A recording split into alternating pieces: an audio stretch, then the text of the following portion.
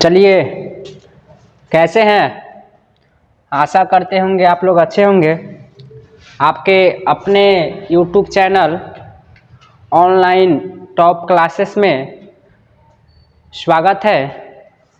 देखिए, आज जो डे 1 कर लिए होंगे रामबाण 1 और आज है रामबाण 2। तो देखिए, जो क्लास 1 देख लिए होंगे वो क्लास 2 देखिए। इसी तरह क्लास मेरा 1 से लेकर 9 तक आएगा, जो कि 9 दिन में ख़त्म हो जाएगा।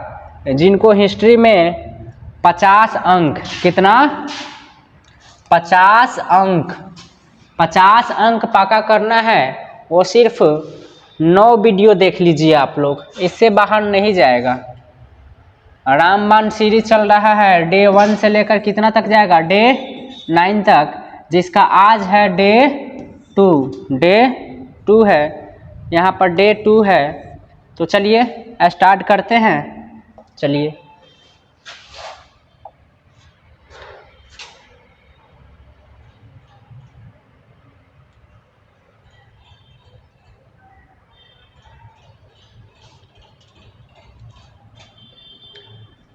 PDF हो रहा है डाउनलोड।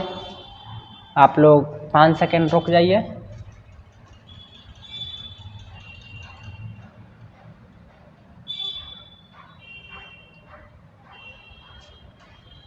चलिए देखिए, फर्स्ट क्वेश्चन आ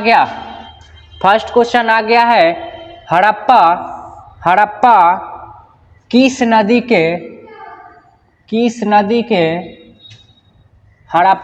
नदी के किनारे स्थित है?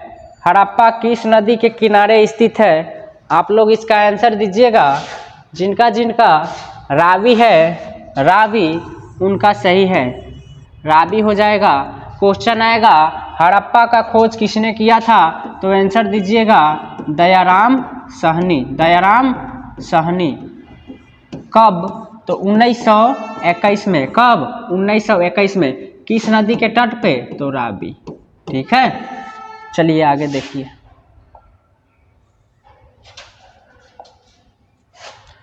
लोथल स्थित है। चलिए दीजिए, फटाफट आंसर दीजिए। आप लोग बताइए लोथल कहाँ स्थित है।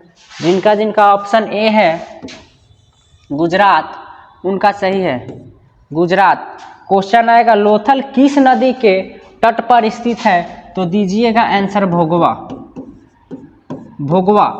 ठीक है, भोगवा आंसर दीजिएगा। चलिए आगे देखिए। प्राचीन भारत में धम्म की शुरुआत किसने किया था? धम्म बहुत बार क्वेश्चन पूछा है। प्राचीन भारत में धम्म की शुरुआत किस शासक ने किया है? तो धम्म की शुरुआत किए हैं ये अशोक। कौन? अशोक। जिनका ऑप्शन सी है उनका सही है। चलिए, जो विद्यार्थी नए हैं YouTube चैनल को सब्सक्राइब कर दीजिएगा और वीडियो को लाइक भी कर दीजिएगा। चलिए आगे देखिए। भारत का नेपोलियन किस शासक को कहा जाता है? भारत का नेपोलियन किस शासक को कहा जाता है? किस शासक को कहा जाता है? समुद्रगुप्त को। भारत का नेपोलियन किसे कहा जाता है? तो समुद्रगुप्त को। चलिए आगे देखिए।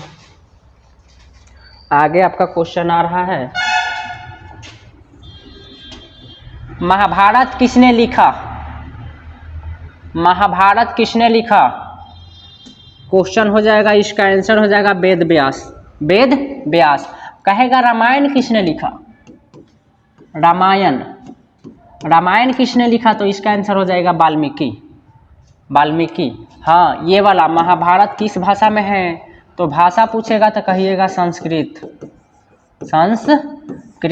चलिए, क्वेश्चन जो कि चल रहा है ना, डे 1 से लेकर डे 9 तक लगभग 700 से 800 क्वेश्चन होगा। आप लोग इतना क्वेश्चन कर लीजिएगा ना तो हिस्ट्री में निश्चित है 50 नंबर आ जाएगा। भाई देखिए कितना इजी हो गया। 100 गो क्वेश्चन आएगा, इसमें से रंगना है मात्र आपको 50 गो। 100 गो में से कै गो रंगना है? 50 गो। अब इससे इजी कितना होना चाहिए? 100 में कितना रंगना है? 50। तो भाई 800 क्वेश्चन आप कर लीजिए ना, 700 से 800 के बीच में क्वेश्चन होगा। आप 50 को निश्चित इसमें से रंग दीजिएगा आप लोग, ठीक है। 50 को इससे बाहर नहीं जाएगा। चलिए आगे आइए। अर्थशास्त्र के लेखक कौन है? अर्थशास्त्र के लेखक कौन है? अर्थशास्त्र के लेखक कौटिल्य हैं। कौटिल्य, इनका दूसरा नाम है चाणक्य। चाणक्य रहता है कहीं कहीं, कहीं कहीं रहता है विष्णुगुप्त। विष्णुगुप्त दोनों रहेगा या तीनों रहेगा, तो देख लीजिएगा, तीनों नाम इन्हीं का है, कौटिल्य का। चलिए आगे देखिए। चौथी बौद्ध संगीति किस शासक के काल में हुआ है? चौथी बौद्ध संगीति किस शासक के काल में हुआ है? जिनका जिनका कनिष्क है उनका उनका सही है। हाँ, ये वाला प्रथम बौद्ध संगीति, द्वितीय बौद्ध संगीति, तृतीय बौद्ध संगीति, चतुर्थ बौद्ध संगीति, ये चारों बौद्ध संगीति का डिटेल जो है ना डे 1 क्लास में है। आप लोग डे 1 देख लीजिए ना। डे 1 में हम सब बता दिए हैं, किसके शासनकाल में हुआ था, कहाँ हुआ था, किसकी अध्यक्षता में हुआ था, ये सब हम बता दिए हैं। तो चलिए आगे देखिए। प्रयाग प्रशस्ति की रचना किसने की?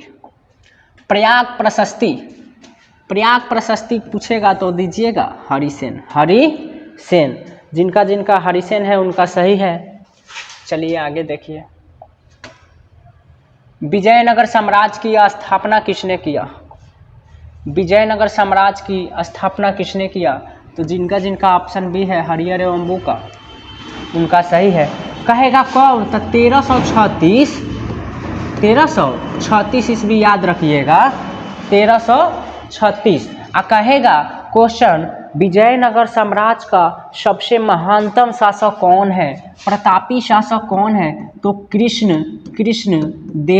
कृष्णदेव राय, ये वाला दीजिएगा। सबसे महानतम शासक पूछेगा तो कौन दीजिएगा आंसर? कृष्णदेव राय। महावीर ने पार्श्वनाथ के सिद्धांत में नया सिद्धांत क्या जोड़ा है? नया सिद्धांत जोड़ा है ब्रह्मचर्य। क्या जोड़ा है? ब्रह्मचर्य। ये सीरीज जो चल रहा है क्वेश्चन बैंक का चल रहा है, एक क्वेश्चन बार बार रिपीटेड होता है।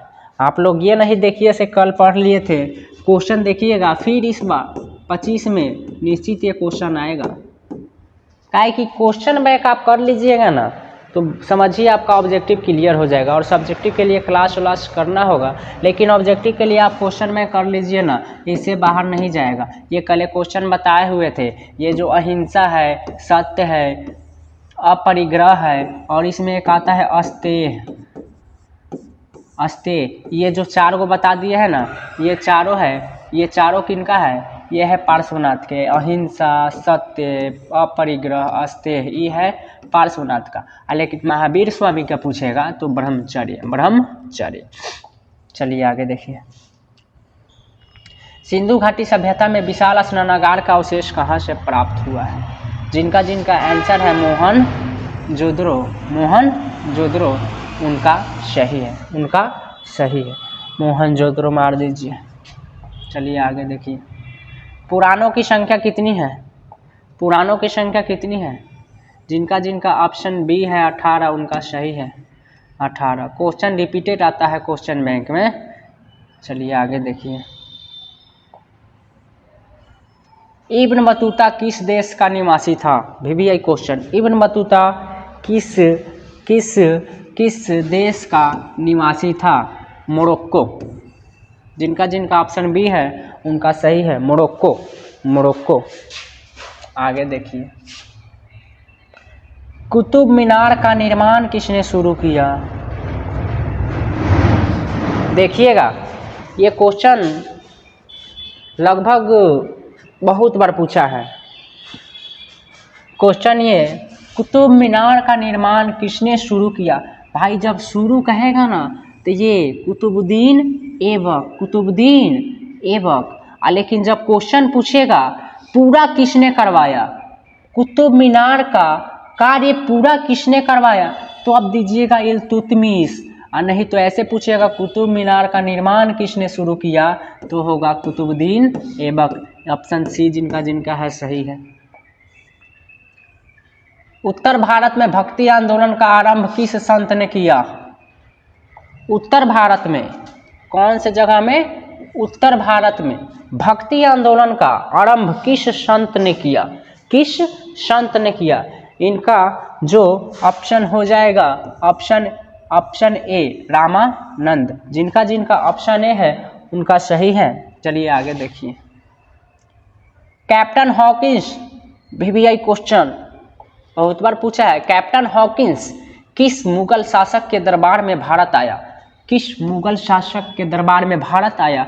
तो जिनका जिनका ऑप्शन बी है उनका हो जाएगा सही, और जिनका जिनका ऑप्शन बी नहीं है उनका हो जाएगा गलत। तो तब चलिए आगे। अब देखिए 17 नंबर क्वेश्चन। दीन इलाही 100% था ना, लेकिन 95% ही क्वेश्चन आएगा। दीन इलाही किससे संबंधित है? दीन इलाही किससे संबंधित है? तो किससे संबंधित है? दीन इलाही अकबर। जिनका जिनका ऑप्शन सी है उनका सही हो जाएगा। चलिए आगे देखिए। स्थापत्य कला का सबसे अधिक विकास किसके समय में हुआ? भाई वीवीआई क्वेश्चन। स्थापत्य कला का सबसे अधिक विकास किसके समय में हुआ? तो ई आंसर हो जाएगा जिनका जिनका शाहजहां होगा ना, शाहजहां, ऑप्शन सी उनका हो जाएगा सही। तो चलिए समझ में आ रहा है श्याम? चलिए आगे देखिए।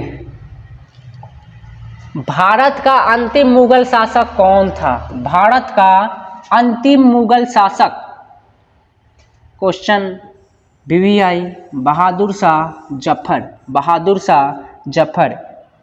जफर इनको रंगून भेज दिया था। कहाँ भेज दिया था? रंगून। कब? 1857 का युद्ध हुआ था, 1857 की क्रांति हुआ था। तो ये 11 मई को दिल्ली से नेतृत्व कर रहे थे। कहाँ से नेतृत्व कर रहे थे?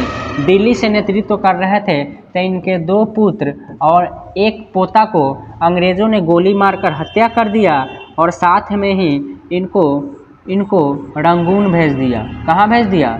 रंगून भेज दिया। तो रंगून में ही इनका मृत्यु 1862 ईस्वी में हो गया। चलिए आगे देखिए।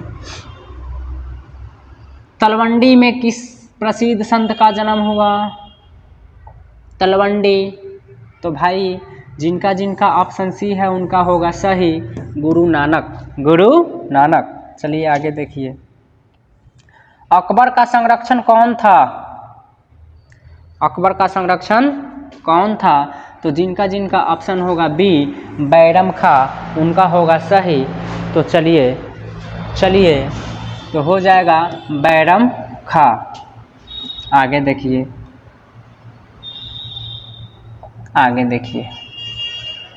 आईने अकबरी किसने लिखा? आईने अकबरी किसने लिखा? अबुल फजल। जिनका जिनका ऑप्शन होगा सी उनका होगा सही। अब आगे आइए। तंबाकू का सेवन सर्वप्रथम किस मुगल सम्राट ने किया? सेवन पूछेगा, सेवन सर्वप्रथम किसने किया? तो अकबर। किसने? अकबर। जिनका जिनका ऑप्शन होगा ए उनका होगा सही। हाँ, लेकिन ये भी क्वेश्चन आ जाता है कभी कभी, प्रतिबंध किसने लगाया था? दोनों क्वेश्चन में से आता है एगो, प्रतिबंध या रोक किसने लगाया था? तो ये हो जाएगा ऑप्शन नंबर सी जहांगीर। लेकिन 23 का हो जाएगा ऑप्शन ए अकबर। चलिए आगे देखिए। औरंगजेब ने अपने जीवन का अंतिम भाग बिताया। औरंगजेब ने अपने जीवन का अंतिम भाग बिताया है। इसका हो जाएगा आपका दक्षिणी भारत में।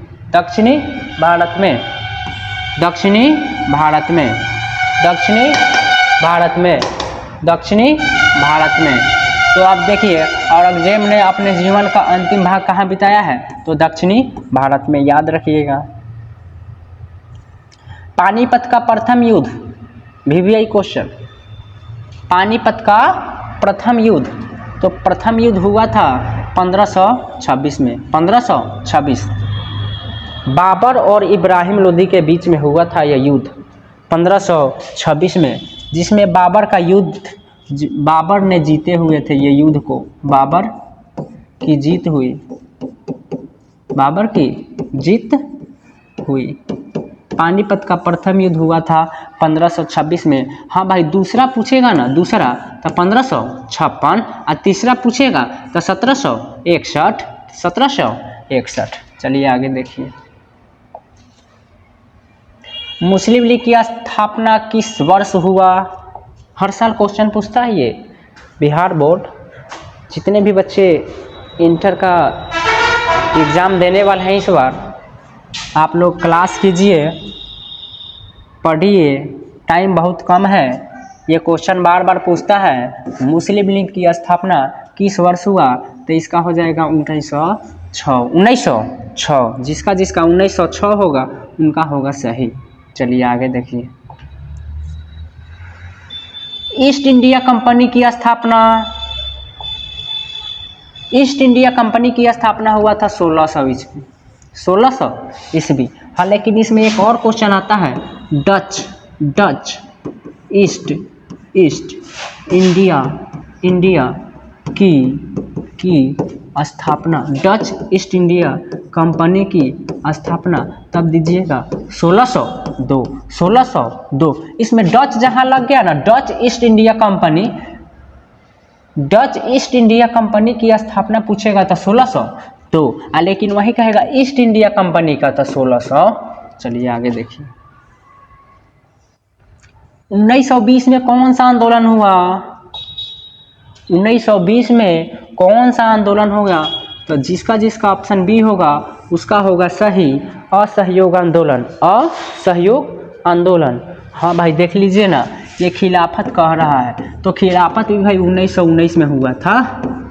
1919 में। सविनय अवज्ञा आंदोलन 1930 कहेगा। भारत छोड़ो आंदोलन तो 1942 सब याद रखिएगा, 1942। चलिए आगे देखिए। डांडी किस राज्य में स्थित है? डांडी किस राज्य में स्थित है? तो डांडी है गुजरात में। जिनका ऑप्शन सी होगा उनका होगा सही। चलिए आगे देखते चलिए।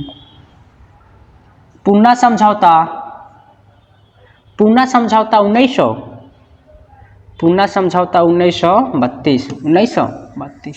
जिनका ऑप्शन ए होगा उनका होगा सही। चलिए आगे देख लीजिए। दिल्ली चलो का नारा किसने दिया था? दिल्ली चलो का नारा दिए थे ये सुभाष चंद्र बोस। दिल्ली चलो सुभाष चंद्र बोस। चलिए आगे देखिए। काला कानून किसे कहा जाता है? काला कानून तो काला कानून है ना, ये रॉलेट एक्ट को कहा जाता है। काला कानून। जिनका ऑप्शन ए होगा उनका होगा सही। चलिए अब देखिए आगे। भारत छोड़ो आंदोलन किस वर्ष हुआ? भारत छोड़ो आंदोलन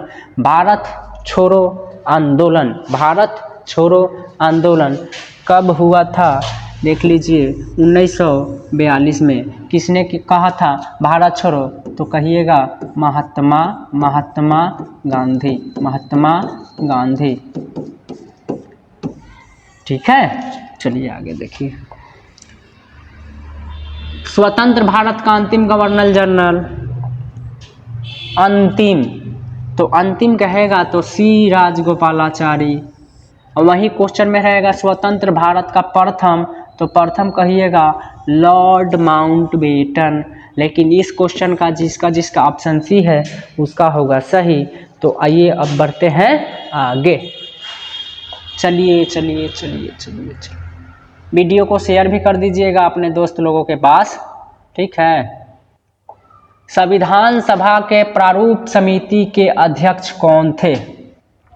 प्रारूप समिति के अध्यक्ष, जब प्रारूप समिति के अध्यक्ष कहेगा तो भीमराव अंबेडकर।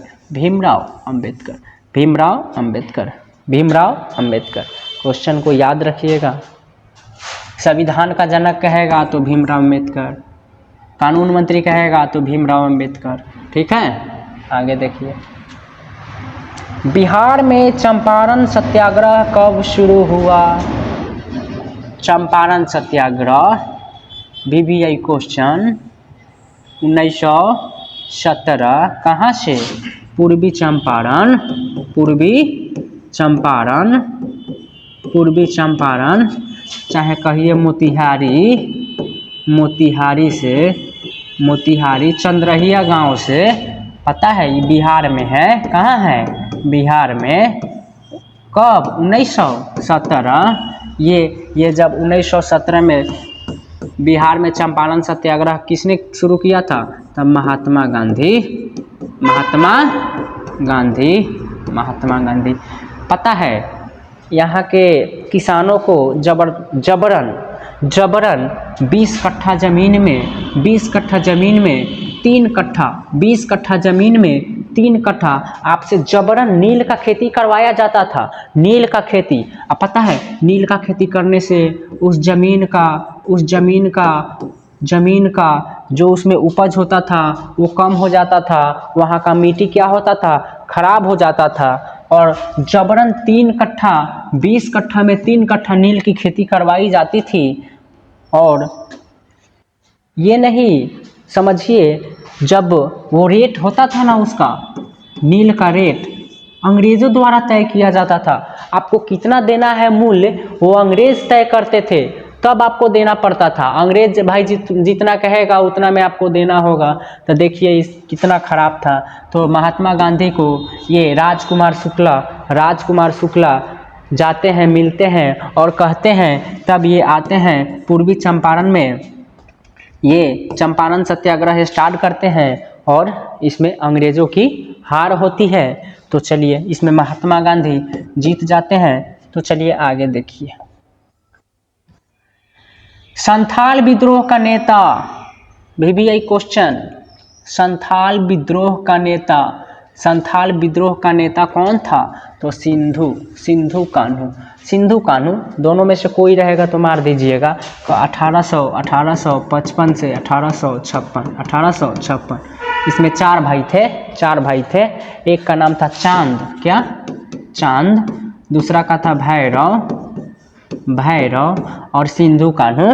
ठीक है, चलिए आगे। अस्थाई बंदोबस्त कहाँ लागू किया गया? क्वेश्चन बैंक है भाई, क्वेश्चन रिपीटेड होगा ही, रिपीट में आएगा, क्वेश्चन बार बार आएगा। एग्जाम में भी निश्चित है क्वेश्चन यही सब आएगा, बाहर से थोड़ी आएगा। आपको 100 गो क्वेश्चन देगा, 100 गो में से कितना रंगना है? 50। इतना इजी है, आप इतना करके जाइए ना एग्जाम, उसके बाद एग्जाम में बैठिएगा, पता चल जाएगा कहाँ से क्वेश्चन आ रहा है। चलिए, अस्थाई बंदोबस्त कहाँ लागू किया गया था? तो अस्थाई बंदोबस्त कहेगा तो यहाँ बंगाल 1793 में लॉर्ड कॉर्नवालिस ने लागू किया था। चलिए आगे देखिए। बिहार में 1857 के विद्रोह के प्रमुख नेता कौन थे? बिहार कह रहा है, बिहार, तो यहाँ हो जाएगा ये कुंवर सिंह, आरा से, जगदीशपुर से वीर कुंवर सिंह। चलिए आगे देखिए। भारतीय संविधान के अनुसार संप्रभुता निहित है। कहाँ निहित है? तो निहित है ये संविधान में। कहाँ?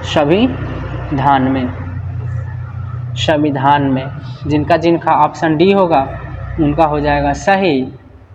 चलिए, संविधान में। तो चलिए आज डे 2 यहीं पे ख़त्म होता है और मिलते हैं डे 3 में। तब तक के लिए थैंक यू, धन्यवाद।